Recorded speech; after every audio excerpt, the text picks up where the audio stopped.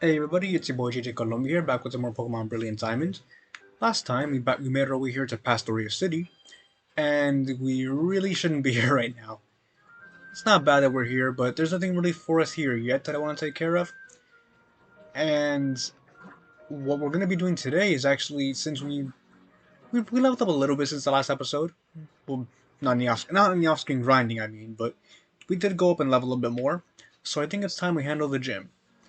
The Veilstone City gym, at least. We're not going to be taking on Pastoria just yet. It is the same. It should be the same level as the Veilstone Gym, but I want to hold off on that because there is some stuff I want to explore before doing that. Especially because there's some really cool stuff up ahead. So I really should have honestly made my way back to Veilstone first, but hey, we make mistakes and we gotta live with them. It sounds harsh, but sometimes it is what it is. And now that I think about it, I did actually think I skipped the trainer here up ahead, which is rather unfortunate because I believe I said in the last episode I battled everybody, but hey, again, we all make mistakes here. I'm still learning with this Let's Playing stuff, so I hope you guys will forgive me and we'll bear with the rest of the series. And we did miss somebody. I remember this guy having 3 evolutions of Jolteon, Vaporeon, and Flareon. So what do you have now? Roselia's. Okay. That kinda confirms my belief that this route is actually pretty good for training, because a lot of the Pokemon here on this route, like Roselia, Ponyta, Goldeen, they do give some decent experience. And as you may have noticed, as I sent Monferno out, I put my Pokemon in ball capsules. In this game, they put a lot of thought into how the effects of the ball capsules are. So I decided, hey, why not? I'll actually go and give these Pokemon some ball capsules. I didn't notice it too much when I sent it out, but I saw a little bit of it. And I'm not going to switch out Monferno here, so hopefully in the next battle in the gym, I'll be able to see some of the effects. There are other effects available to us at now, as by catching the unknowns, but unfortunately I haven't really done that yet. I'll probably do that off screen after this recording session, but I'll get that done for sure. Maybe in a live stream. A live stream at twitch.tv at JJ Colombia, same as this channel. But for now, I'm gonna get poisoned. But I think that's it for this trainer. And even then, it doesn't matter too much. We don't take damage from poison outside of battle anymore, so it's not too stressful.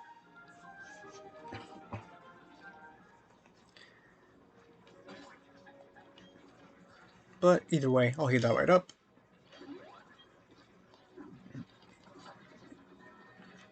I was a little bit worried earlier about getting over leveled. I think it's a good thing I stopped now because Monferno's level 34, which is a fair bit above the gym leader in this town, I believe, in this city. So I think I picked a good place to stop for now and just battle the gym. I don't want to be too over leveled and just steamroll everything here. And so, let's make our way inside.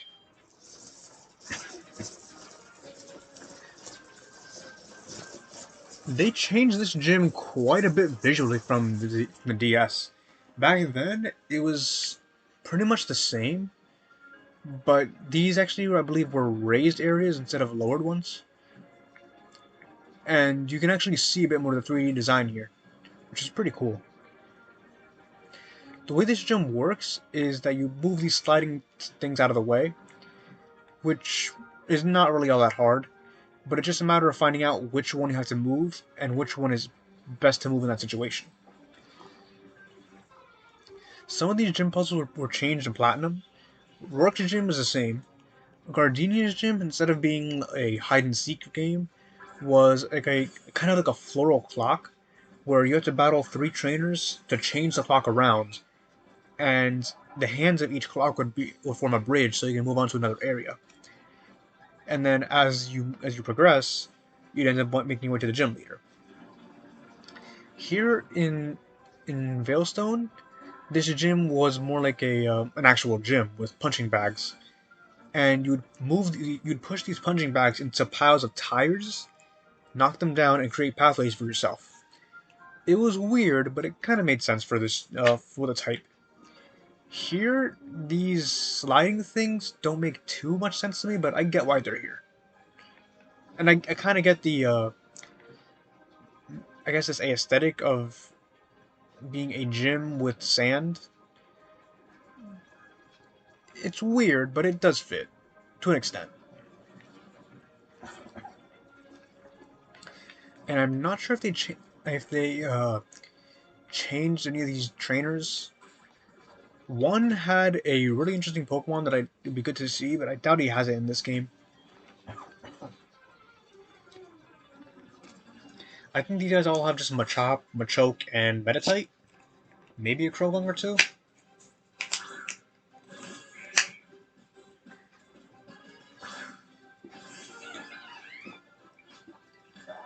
Sorry for the silencer, taking a drink here. But yeah, I think these all have just Machoke. The Machop line and Meditite line are very common in this area. Well, Meditite, not Meditite line. Meditite doesn't evolve until much later, and I believe Machop does not evolve into Machoke until level 28. But yeah, so you can tell they're really pushing some of these Pokemon here to be a more evolved state, just to add to difficulty here. And this thing knows Bulldoze. Did it use Bulldoze before? Because my word, that's just like Trinidos. The PTSD is coming back. But yeah, this is where the added difficulty comes back. I'm guessing because they gave Chimchar and Monferno Power-Up Punch, it shouldn't be able to just steamroll a game like this. So they gave these fighting types Bulldoze. They gave these Pokemon Bulldoze, other ground type moves, just for coverage like this, solely to make sure that Monferno players wouldn't have too easy of a time. Which I can appreciate, because it does. Oh god. This man just skipped Bulldoze, Magnitude. He just said straight up Earthquake. Yeah, so I'm definitely right here. They're doing this to up a difficulty, which I can very much appreciate, but it does give me a little bit of a heart attack. Now what, does this one have Fissure? Because I am fully expecting Fissure at this point.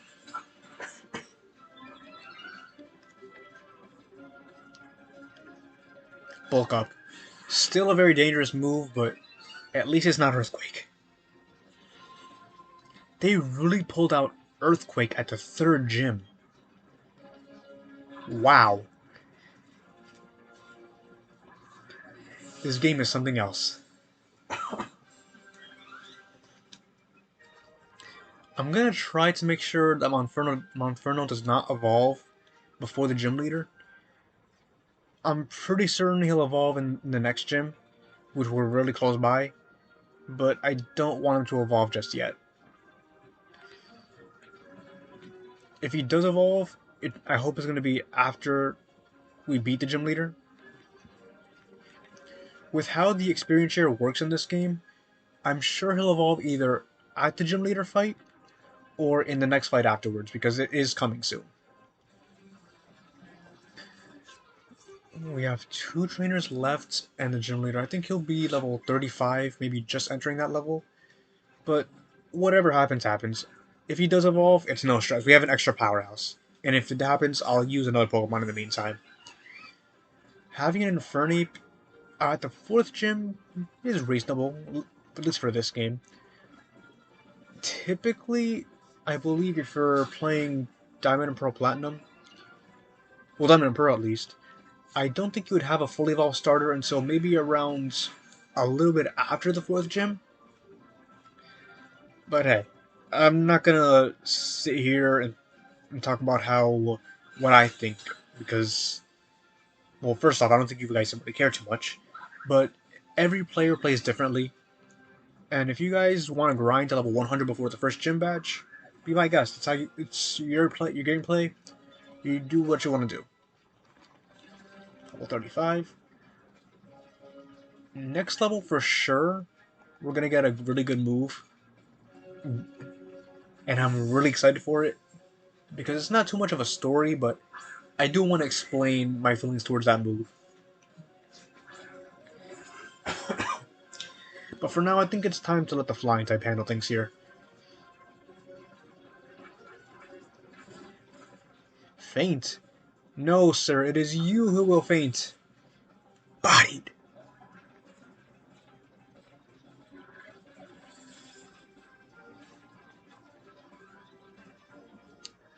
Uh, for the most part, Murkrow has the advantage here, even though Dark is weak to fighting. So, fighting type moves are neutral against Murkrow. I think I'm gonna start the fight with Manaphy just to get that little bit of experience before a little bit of experience so we can catch up with the rest of the team. It is only one level behind, but I kind of like having my entire team even with the same type if I can help it. I'm a little bit OCD like that, but it is what it is. I'm not gonna stress too much about it. Plus, using Murkrow by itself is really gonna be tough here because a lot, as you can probably see here, these Machoke have Rock Tomb. I think every Pokemon in this gym has at least one Rock or Ground type move to cover its weaknesses, or at least for coverage, which I really understand here, just to make the game a lot tougher than it normally would be. And it really isn't stopping us too much, but it has shown to be something to be aware of. I mean, heck, these Machoke have shown that they have Earthquake. Stuff like that makes me worried about the gym leaders, because I'm pretty certain if these trainers have Earthquake, then the next gym leader's Pokemon is gonna have it too. Because I know his team already. I know the team of every gym leader, but because these movesets have been altered, and abilities I think have been altered too, they're gonna be not a pain to beat, but they're gonna be quite a challenge. There's that Super Luck hitting again. Either Super Luck or the Happiness slash Friendship. And that's all the gym. That's all the gym trainers. I am not gonna use the Pokemon Center this time because I want to save time. I have 12 potions here, so I might as well use them. We're quickly getting to the point where potions are not gonna cut it anymore. I have 20 Mooks here. It's about time that they're gonna get some use because, as you can see here, at least half of our team is either has HP in the hundreds or is close to the hundreds. So with that being the case, it's good to make sure my team is all set and has items that will actually heal them fully. I apologize if it seems like I'm stalling here, rearranging my items, but that's just how I am. I'm very OCD, I apologize. And did not need to go to the bag. Let's give uh, Manaphy this time in the limelight this time for this gym leader. I visit the Department of Redundancy Department too much. Too much for my own good. But here we are. We're at the gym leader, and it's time to do this.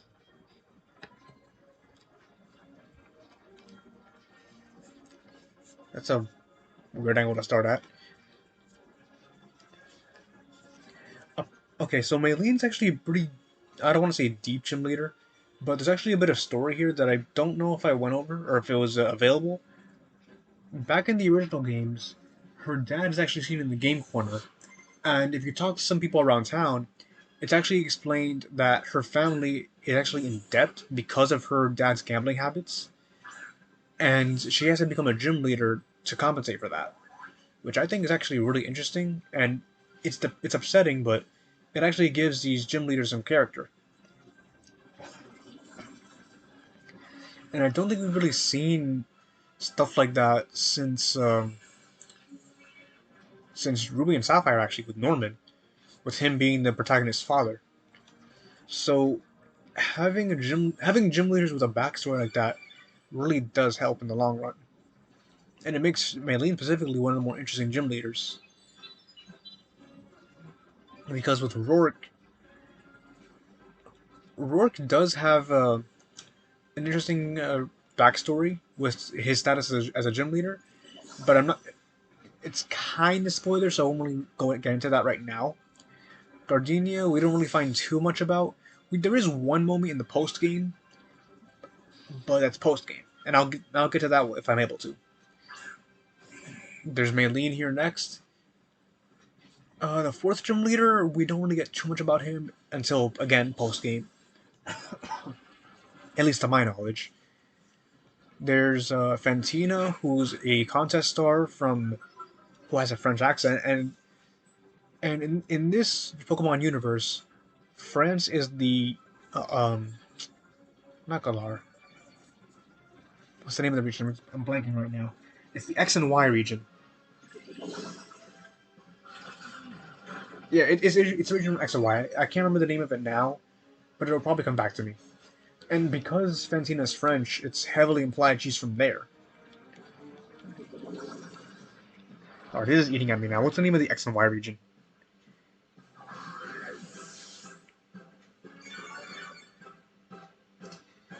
It's on the tip of my tongue.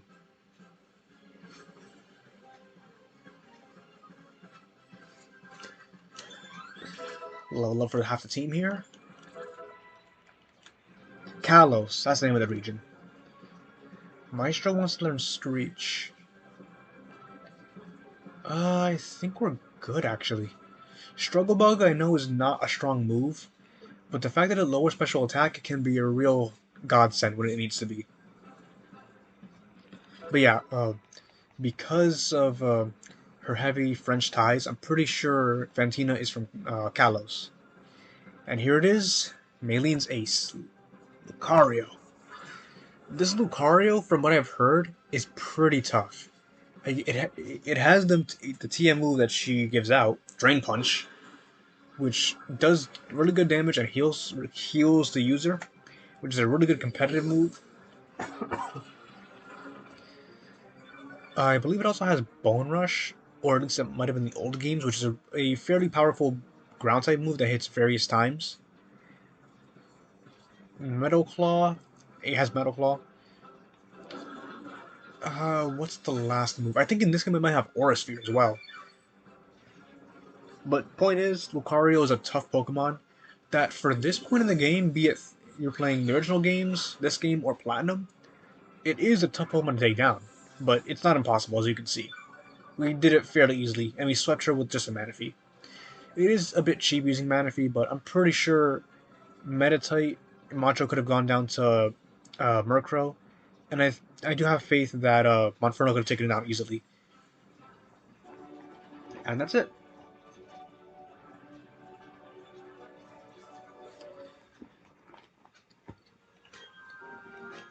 And we get the Cobble Badge. And my god, my badges are dirty. I still haven't figured out how to clean the badges. And I keep forgetting to actually go back and clean them. Just I will eventually once I learn how, but it's embarrassing that they're dirty like this. Getting the Cobble Badge means we also get to use Fly as well, and we get some stickers from her too. And we get TM60, which should be Drain Punch. Yep, Drain Punch. Really good move. If you're looking for a solid fighting type move that heals, it's the only type that does that. But yeah, it's a fantastic move, and I do recommend using it on any Pokemon that it works with. Here we have Dawn,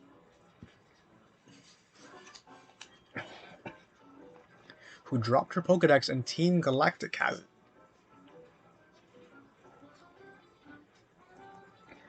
But before we help her out, let's go heal up, because I know we really need it right now. Not terribly, but you know what I mean. However, before we do that, we did get a fair bit of money, and I want to actually get a new outfit. The Platinum style is cool, but it is just a Platinum style. And I want to see what we can get right now. We can get everything here, except for the leather jacket, but it is what it is. Honestly, I know it's.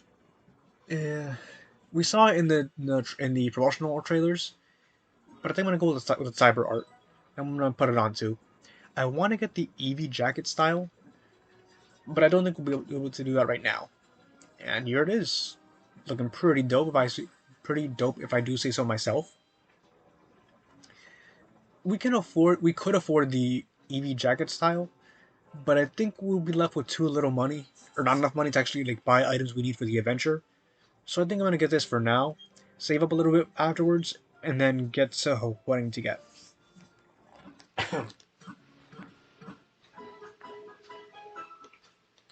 We've also been traveling for a little while, and I still have this Happini egg. What is the word on this? Not close to hatching. Hmm. It is a baby Pokemon, so I don't think it should take this long. I'm not going to use it either. So I'm expecting it to have some kind of like special move, I guess? Or I could be overthinking it, just a normal Happini egg. But I did not think it would take this long though, but it is what it is. And here we can team up with Dawn. I will learn to talk one day. Please. Please bear with me.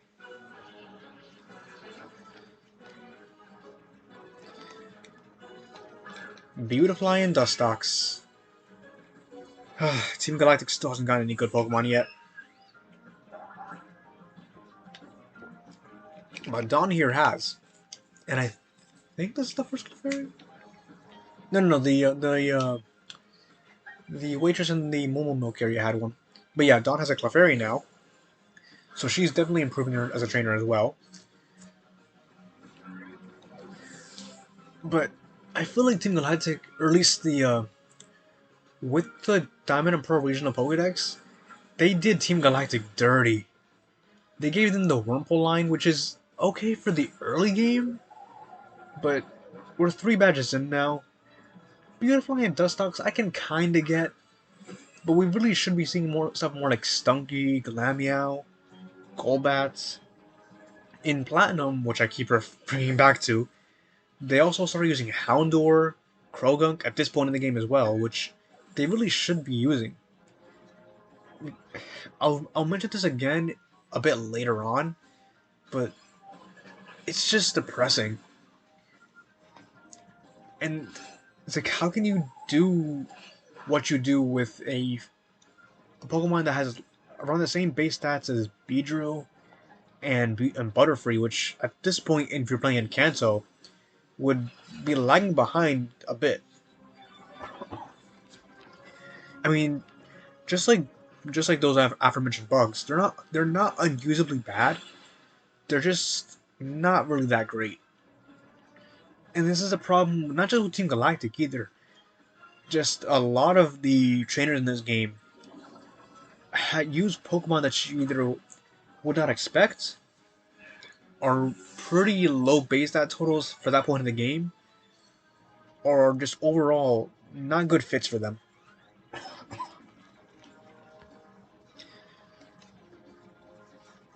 Krogunk. Yeah, this is what you would expect in Galactic to use. And do you have dry skin? You do not. If it had dry skin, it would absorb the water type and actually heal from it, but thankfully this is not the case. If for whatever reason Clefairy were to faint here, I believe the next Pokemon Dawn sends out is a Kadabra, which should pretty much destroy the entire team that they have here. All 4 of these Pokemon Team Galactic has. Stunky is immune to Psychic, but I believe it might have Miracle Eye if that move is still in this game. And what Miracle Eye does is that it removes the immunities of Dark type Pokemon from a target, which would make Kadabra's psychic attacks super effective. Excuse me. As I said, I don't know if it's still in this game, but it is what it is. Even if Kadabra were to go down too, Dawn has her Grotto, which would still clean up. But we are able to access this warehouse now. And in this warehouse is a Team Galactic grunt.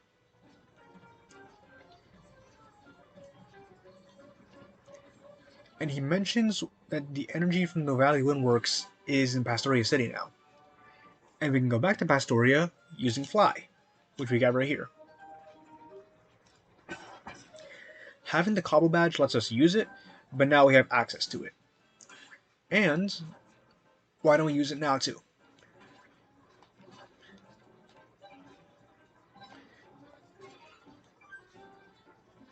And what am I doing?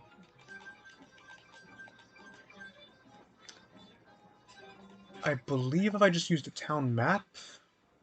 Yeah, using the town map, you can just fly to whatever place you need to go to. A cool Star Raptor too.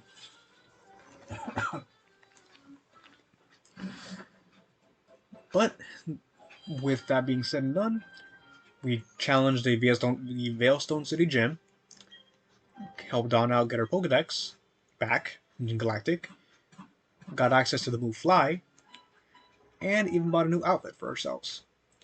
So, with that being said and done, I think we can call it a day. So, next time on Pokemon Brilliant Diamond, we have a gym accessible to us right now. But before that, I think we can explore a little bit more. We're going to go around the surrounding routes here, Route 212. And we'll check out this area right here, the Great Marsh, and see what it has for us. But before I go, I guess that grunt was right.